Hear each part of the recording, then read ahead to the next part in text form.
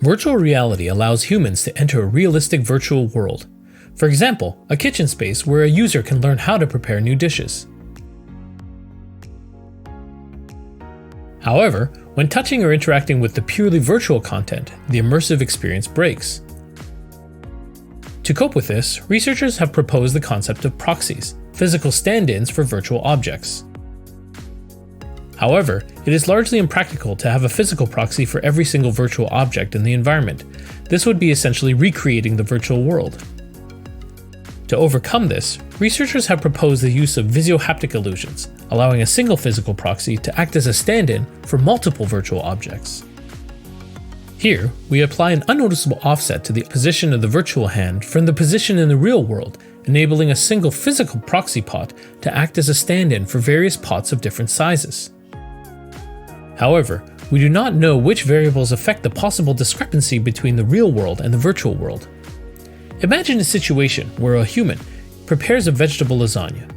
The person would use different kitchen utensils, such as whisks, spoons, and so on. There are various ways how such tools can be grasped, how they can be moved.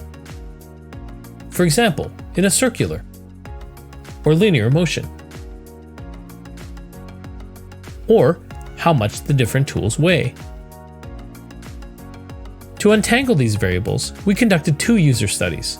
In the first user study, we explored the potential effects of 2 different movement trajectories, linear and circular, and 4 different grasping types, lateral, medium wrap, tripod, and writing tripod.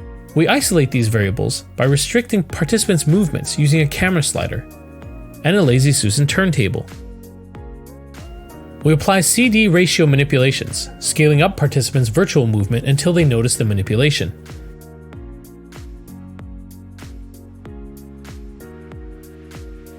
We use an adaptive interleave staircase procedure to determine conservative detection thresholds for the different conditions. Our results suggest that designers can use the same thresholds regardless of the grasping type. However, for movement trajectory, our results were inconclusive. In study 2, we looked at unrestricted movements, comparing our 4 grasping types and object masses up to 500 grams. We used the same method as in study 1. Our results support the findings from study 1. Different grasping types do not seem to impact the detection thresholds. Additionally, our results suggest that object masses below 500 grams play an insignificant role. However, we found a significant difference between the restricted and unrestricted movements, suggesting that proxies which limit users' movement, such as steering wheels or levers, allow for greater discrepancy.